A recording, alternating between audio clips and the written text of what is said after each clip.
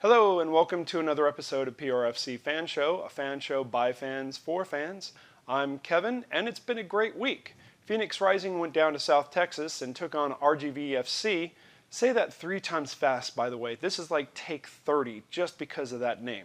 Anyways, they went down there, they played a solid game, came away with a point. I'm very happy with that point. And now they're going to rock and roll this Friday night with Orange County. Unfortunately, I'm not going to be at that game, and I'm really kind of upset because Orange County to me is a big rival team. I think it is for everyone. They just know how to, if they're behind, tie us by coming back from behind at the last minute. If you remember at the beginning of the season, it was the season opener while we were away at Orange County, and the rain and all that kind of good stuff. We were winning that game, and then at the last minute, they scored a tie. It was ridiculous. So I'm hoping that Phoenix Rising will come off with a win this Friday. I'm not going to be there, unfortunately, but I have a good reason. A buddy of mine in California is getting married. He asked me to be his best man, and so I've made it very clear to him that I'm making the ultimate sacrifice because A, I'm missing the Orange County game, and B, it's going to interfere with some of my soccer watching for the World Cup this Saturday. I mean, can you make a bigger sacrifice for a friend? I don't think so. It was no surprise that Jason Johnson was on Team of the Week this week for the USL, and it wasn't really a surprise either, but it was really cool to see him being recognized as Player of the Week.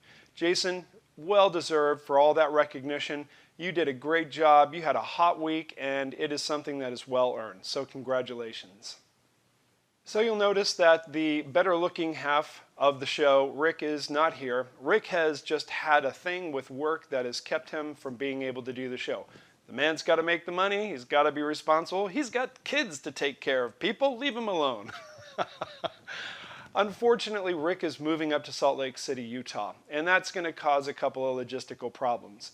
Never fear, Rick's not going to be totally out of the picture. He'll be back and he'll be on the show as often as he can. And in the meantime, I thought it would be nice if I put together a little something. As you know, Rick is the king of magnets, and he actually started collecting all the pictures and videos of him placing magnets, and we came up with this. I dubbed thee Phoenix Rising.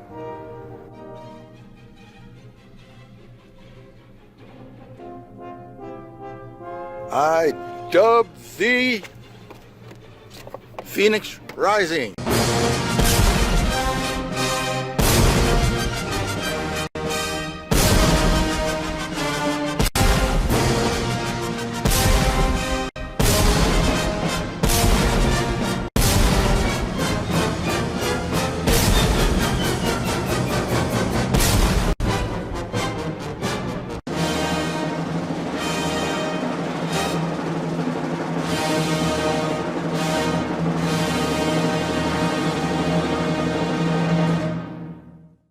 The World Cup is in full gear, and there have been lots of watch parties. PRFC, of course, is showing lots of watch parties at venues like the Brass Tap and Puro Cigar and other places. And I wanted to make sure that you knew that the Brass Tap in Gilbert is filling in the holes when PRFC isn't having watch parties. You can go at any time during a World Cup game and they will have specials. They'll have skillets and breakfast skillets in the morning. They'll have drink specials, $3 drafts, I mean all sorts of stuff. Now to be clear, I'm not being paid to say this. Rather, I'm just trying to support a bar that really wants to be a soccer go-to bar. The owner, Don, who you're seeing in the video here, actually did a great promo, except I screwed it up. So instead of listening to him, you're stuck listening to me. Bottom line is, if you want to go to a bar that's really trying to support Phoenix Rising, first of all, and soccer in general, check out the Brass Tap in Gilbert. I don't know what it is, but something's in the water lately when it comes to football. First of all, we have the World Cup going, and that's just been great. But there has also, for some reason, been a lot of stuff that is just wacky when it comes to football. Now, I have something that I wanted to share. It has to do with a couple of British announcers for the BPL, and this isn't that recent, but I think it's hilarious because these guys just go off on these fans who are just trying to have a good time in the stadium.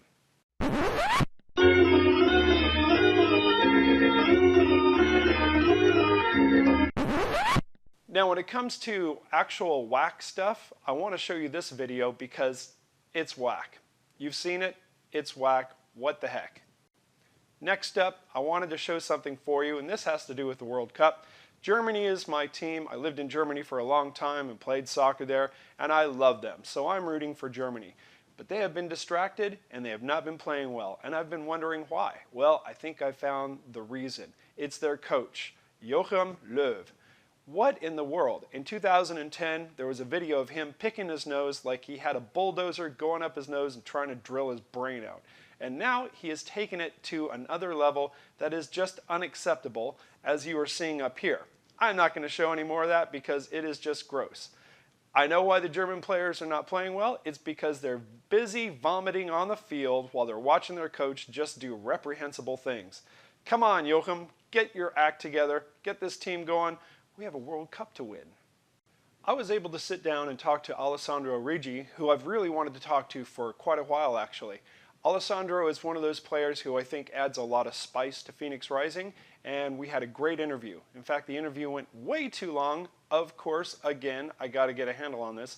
So I'm going to share part of the interview with you right now, and then the rest of the interview in a couple of days. So, without further ado, here's Allessandro. Allessandro, it is great to have you here. Welcome to the show. Thank you. I'm happy to be here. You know, it's funny because we've been trying to hook up for a couple of weeks, and the difficulties of the team and being on the road and everything like that. And Allessandro was feeling bad. He was apologizing before the show. I was like, no, the season comes first. That's always number one. We're just happy to have you. Cool. So let's talk a little bit about yourself and your career and how you ended up getting here to Phoenix Rising. Okay. As I remember correctly, you were part of a youth academy in Montreal, right? Yes. And you're from Montreal. Yes, born and raised. Tell us a little bit about the academy. Okay. Well, first off, they didn't have an academy when I was 14, 15. So what I had to do was I had to go to Vancouver Whitecaps. Oh, okay. So Not a bad thing. No, it was a great club, great facilities, super nice people. They were very, very nice to me. So they took me in for a year. I was planning on staying there. I was doing very well. But then my hometown Montreal Impact announced that they were going to MLS and that they were going to have an Impact Academy and all that. So that was extremely amazing to hear as a kid growing up there. This is your hometown, your family, your friends are there. You bet. So it was just so joyful to hear. And then I was like, oh, I gotta make this team. I gotta go back home. Like I want to, live at home. And that went fairly well, very well. So the transition to get to the club. So they accepted me. Now, how old are you at this time? I was 15. Okay. Yeah. So I was still very young. 15. Went there and I stayed for about 2 years. It was great. We were playing in the CSL at the time. I was young. It was called the Canadian Soccer League. I don't even think it exists anymore. It does not. Exactly. No. So that was a great experience. I was a kid. I was playing against men. I'm already small. I was tinier than this. I was skinnier. Only my calves were the same size. Everything else was skinnier.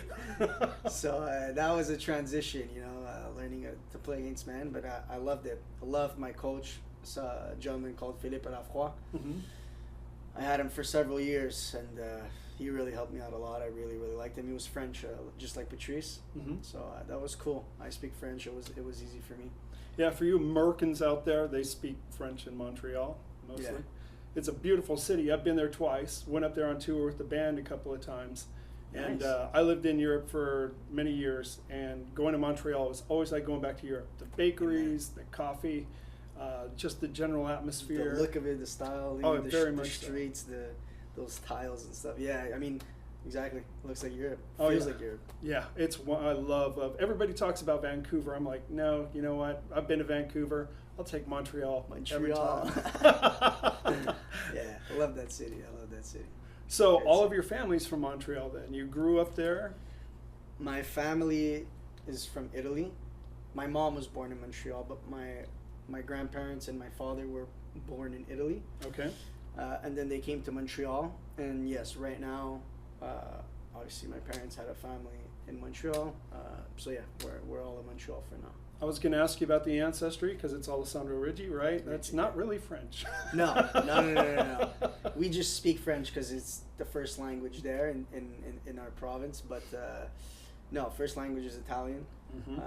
Like I said, father born in Sicily, grandparents, my dad's side born in Sicily, my mom's side in Campobasso. So yeah, we're one big Italian family for sure. You know, it's the big Italian gatherings and all that. It's Italian. Yeah, I had a friend who had the big family and the feasts, and they would invite me every once in a while. Some of the best eating of my life. Of course, I mean, too much at times, but yeah, well, you can't talk, you skinny bastard. Yeah, Me. We're lucky to train every day, but if you're not moving much, that lasagna just sits and grows. Torture that go through those 7-course meals. Only afterwards, while you're going through it, it's all smiles and laughter. So yeah, that's great. So, are you able to get back to Montreal very often, or how often are you seeing the family? No, it's we don't have. In USL, we usually don't have any breaks, so I'm usually only home for off season. Okay. It's November, December, and a bit of January. Yeah, just a bit. Yeah, because training starts. So then I was lucky this year. My dad came to preseason for a bit, which was cool. He was here for like 9 days, and so now we have a week off next week. That's right.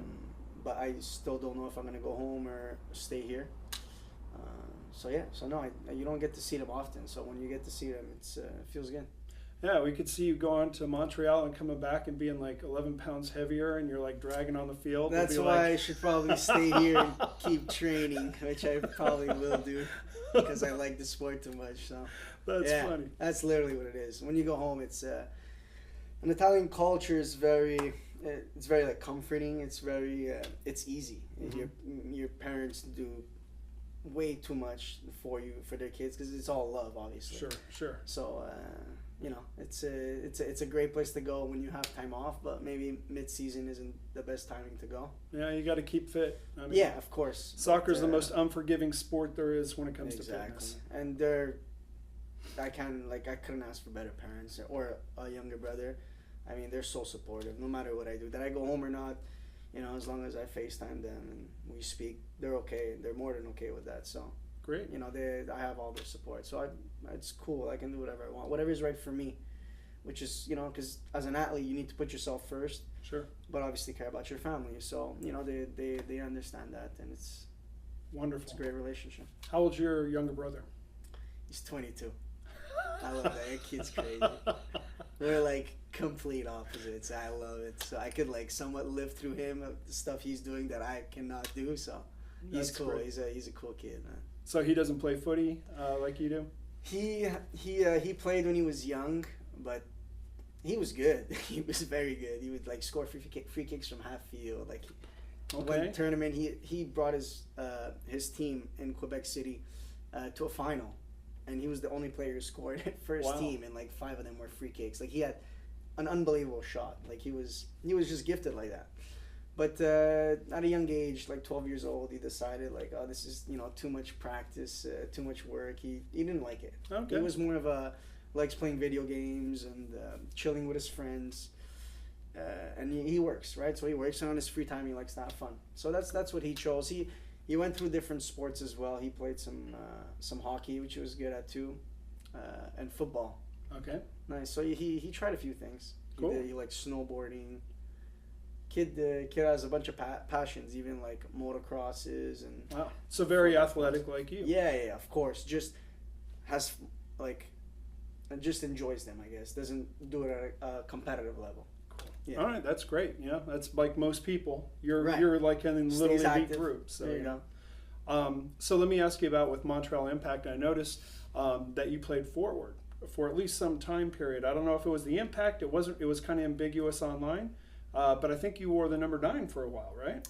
Not number 9. The formation we're playing was Impact. They firmly believe in a 4-3-3, which is I think my best formation, and I am forward because I'm in the top 3, but on the side. Yep, sure. So not the actual number 9, but close to the number 9. Okay, yeah. Well, I guess maybe it's old age. Now you're doing the same thing with Phoenix, right? And doing it very well. It's the speed. I mean, to me, the advantage we have over most other teams is we just have several people who are just speedsters. And when we need to pull out the speed gun, we can do it and make an impact. Actually, I think that maybe under Coach Shantz, we're going to see more of that than we did under Coach Calderon. You know, Calderon was great. He was wonderful, but he was very defensive minded. It seems to me with Rick Schantz, he's a little more offensive minded, so maybe we'll see a little bit more wheels up front. I mean, I don't know. I'm just a dumb fan, but No, you're not a dumb fan, but it's an interesting topic. Patrice was he was awesome. Yeah, he was. He was like you said. That's very true for him. It was it's clean sheet no matter what. Like, we're not gonna effing concede goals today. You know, like there was like no goals conceding today because he knew that he had the necessary players to put in goals. So he knew that if we just focus on not conceding, you know, there's JJ, there's Solo, there's Cortez, there's Drogba, there's myself, there's Kavan, there's Devin, go Glatson. It just goes on. Like, he knew that he had the players to get the job done. So he was always very, you know, let's defend first, and if we defend, then we can, you know, take care of business. And Rick is implementing the same system so far. He's there hasn't been much change, which is good for us because it's always difficult when you have to, you know, get used to a completely new character and new systems and all this. So it's been a very easy transition. It hasn't even felt like a transition because it's stayed within the family. Mm-hmm. We miss Patrice, but you know, it's football, man. We're happy for where he went. We're excited for Rick. He has a great opportunity for himself. That's the beauty of football. So it's just all positive from here. Yeah, we've gotten great results. I agree. I mean, we missed Patrice, and we were very worried as a fan base when we found out the news because it was so sudden, and I understand it was sudden for you guys too. So we're all thinking, how is this going to work? How is Rick going to step up? And really, Rick has stepped up. I mean, in every way, shape, and form. You know, some people are actually worried that we only took a point this past weekend, and I'm like, you can't win every game, and we came off on the road with a point. Yeah. We should be ecstatic. We have not lost a game under Rick yet. Right. And so I love, you know, Coach Calderon, and I wish him all the best in Egypt. I'm excited for what we're bringing here. And you know, I gotta say, this is in one of my episodes, which I'm sure you've watched. There's no way he's watched. No, I haven't. I've watched Tease. I watched Amadou Dia for sure. I watched that. I have. It's okay. You guys have better things to do. But I talk about you in our last episode. Okay. Because I say you're one of the players that has really made Coach Schantz look good. He's subbed you in twice. Twice you have produced. That assist with Kevin Frater was phenomenal. It's like you said, you're not the biggest guy on the field. That's what I say on the episode. I'm like, you're not 6'1", 6'2", coming in at 180 pounds, right? And Tulsa, I'm going to get a still shot of that. That's going to be the episode shot right there. It's good. You know, you came in, you were coming in on the right-hand side, and I'm right there in the seats where I can see you. And Tulsa was starting to really piss us off because they were starting to play what I thought was a little reckless. I'm not going to say dirty, but I'm going to say reckless. Yeah, there was some pretty nasty challenges. And that center back came at you like a bulldozer. And I don't know if I'm sure you've seen the video now multiple times, but he came at you strong, and you just kind of bounced off of him and went past him like he wasn't even moving, and then just slid that ball across to Frater. It was, I mean, that's great football. Yeah, I mean, there are a couple of World Cup teams who could use that kind of play right now. Spain. Spain. Maybe Germany too. I'm a huge Germany fan, and thank God for Tony Cruz, but that's a whole other thing. I had a great time interviewing Allessandro, and I will post the rest of the interview on Monday. I hope you enjoyed the interview. I hope you enjoyed the show. If you did, please like and please subscribe. I'm starting to figure out this YouTube world, and these things are actually important. So if you like them, please let us know. And if you don't like, well, put a comment in. It's not going to hurt my feelings. I want to know how I can improve the show. That being said, I do have a couple of things under development that could be additions to the show that I think would be interesting, and I'm hoping that I'll be able to bring some of those things in the next week or two. In the meantime, thanks for watching, and we'll see you next time.